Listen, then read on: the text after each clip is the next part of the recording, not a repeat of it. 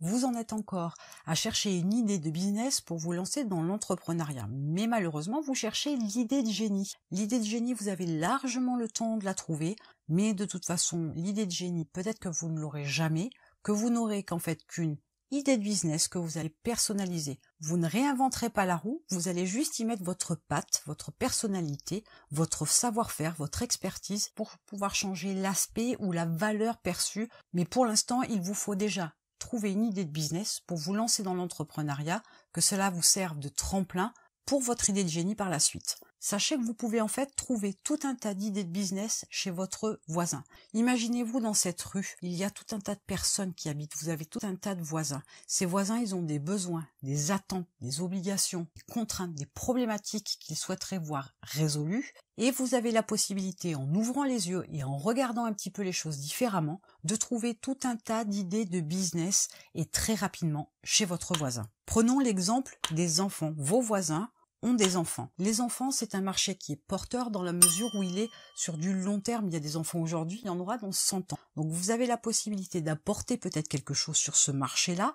Maintenant, il vous faut creuser un petit peu sur ce marché-là, voir quels sont les besoins et les attentes. D'abord, vous allez regarder tout ce qui touche aux enfants directement. Donc ils ont besoin de vêtements, ils ont besoin de manger, ils ont besoin de s'amuser et ils ont besoin de certains produits d'hygiène. Vous avez déjà là 4 terrains, 4 niches dans le marché des enfants sur lesquels vous pouvez intervenir. Les vêtements, malgré tout, ne sont pas toujours de très bonne qualité. Ils peuvent irriter les enfants, voire ils peuvent leur colorer la peau, voire ils peuvent même les intoxiquer. Là, peut-être qu'il y a une valeur à creuser, ça peut être intéressant. Dans la nourriture, souvent les parents donnent de la nourriture plus saine à leurs enfants qu'à eux-mêmes. Peut-être qu'ils souhaiteraient avoir aussi une nourriture plus bio, et dans ce cas-là, il faut leur apporter les produits en conséquence. Ça peut être aussi une nourriture plus équilibrée, donc il faudra peut-être apporter des recettes spécifiques pour les enfants, avec un côté peut-être amusant dans la présentation. Et puis vous allez regarder les produits d'hygiène. Là aussi, vous pourriez être sur du produit d'hygiène bio, pourquoi pas. Vous pourriez être sur des produits d'hygiène recyclables. Il faut toujours que ce soit très sain, parce que c'est pour les enfants. Il y a un marché qui peut être à creuser.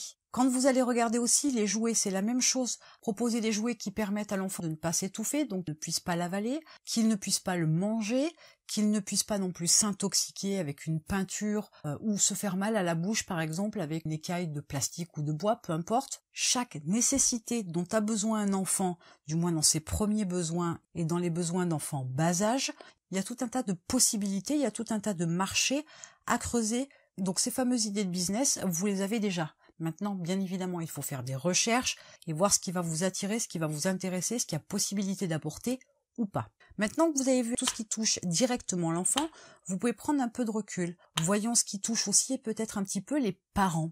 Les parents aujourd'hui, majoritairement, les deux travaillent, donc du coup ils n'ont plus beaucoup de temps. En plus, il y a des temps de trajet, en général on ne travaille pas à côté de la maison, donc les journées sont très longues, il y a des problèmes pour pouvoir faire garder les enfants le mercredi par exemple, le samedi, voire même le dimanche, voire même le soir. Il y a de plus en plus de demandes et de recherches de personnel qui doit aller chercher les enfants, les ramener à la maison, les doucher, faire les devoirs, s'occuper du repas du soir, éventuellement les coucher, parce que les parents rentrent tard, ils ne sont pas toujours disponibles. Donc d'un côté, il y a un besoin de crèche, de l'autre un besoin de nounou, de personnel, mais il faut les occuper aussi, ces bambins. Les parents pourraient avoir besoin de centres de loisirs, d'avoir un endroit où ils pourraient déposer leurs enfants. Et une fois de plus, que ce soit le mercredi, que ce soit en fin d'après-midi ou que ce soit le week-end, peut être toujours intéressant pour les parents d'avoir la possibilité de laisser leurs enfants quelque part parce qu'ils ont aussi les courses, le ménage à faire et puis ils ont d'autres occupations, peut-être aller déjeuner avec des amis. Donc il faut aussi penser au bien-être des parents.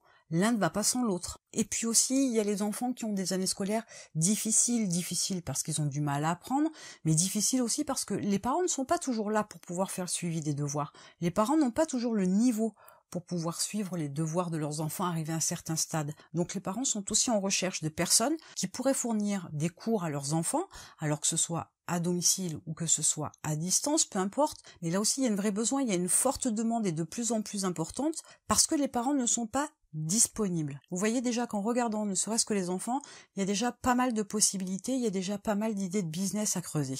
Et pour pouvoir aller plus loin, si en plus vous avez des enfants, vous n'avez qu'à regarder vos propres besoins, vos propres attentes, vos propres problématiques. Vous avez sûrement des choses que vous souhaiteriez voir fonctionner mieux ou du moins fonctionner même tout court, mais vous n'avez pas la possibilité de concernant vos enfants. Voyez ce dont vous avez besoin. Il est clair que vos besoins et vos attentes sont les mêmes que ceux de votre voisin, mais peut-être qu'il est plus facile de le voir chez le voisin que de le voir pour soi-même. Donc il est important d'aller voir chez son voisin ce qui se passe. J'ai pris le sujet des enfants, mais je pourrais très bien aussi parler des personnes âgées qui ont une mobilité réduite ou qui ont des enfants ou des petits-enfants qui ne sont pas à proximité, qui n'ont pas toujours le temps de venir voir leurs grands-parents.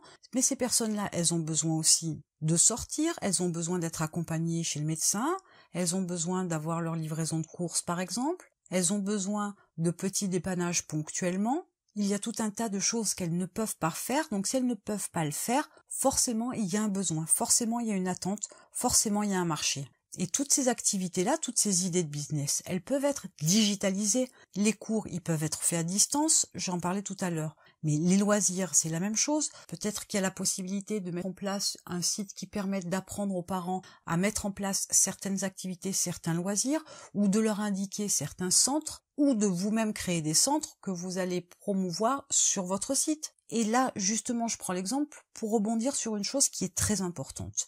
Concernant votre idée de business, si vous partez du principe que vous devez faire les choses, ça n'ira pas très loin et en termes de chiffre d'affaires et de développement, ça n'ira pas très loin non plus. Il faut partir du principe que l'idée que vous allez trouver, le business que vous souhaitez développer, vous allez peut-être faire vous-même les choses au départ, pendant quelques semaines, quelques mois, mais il faut absolument que vous partiez du principe, et il faut y réfléchir tout de suite avant de commencer, il faut partir du principe que votre activité, elle doit être déléguée. C'est comme ça que vous allez mettre en place un business rentable, c'est comme ça que vous allez vraiment gagner de l'argent. Si vous faites toute votre vie l'activité en elle-même, vous êtes la petite main, celui qui fait, ça n'ira pas très loin. Ça peut peut-être vous convenir, mais ça n'ira pas très loin. Alors que si vous êtes celui qui dirige, celui qui trace une voie, celui qui donne le ton, qui avance et qui emmène une équipe avec lui, à ce moment-là, vous aurez trouvé une idée de business intéressante, vous aurez trouvé une idée de business rentable parce que vous aurez fait faire le travail par quelqu'un d'autre. Vous ne devez pas, absolument pas, être la petite main, vous ne devez pas, absolument pas, être celui qui fait. Vous êtes celui qui mène, celui qui dirige, celui qui trace la voie, celui qui permet à d'autres personnes de travailler, de faire la petite main, mais vous ne devez pas l'être vous. Maintenant que vous avez été capable de trouver quelques idées de business chez votre voisin, il ne vous reste plus qu'à vous lancer. Et en attendant, je vous retrouve de l'autre côté.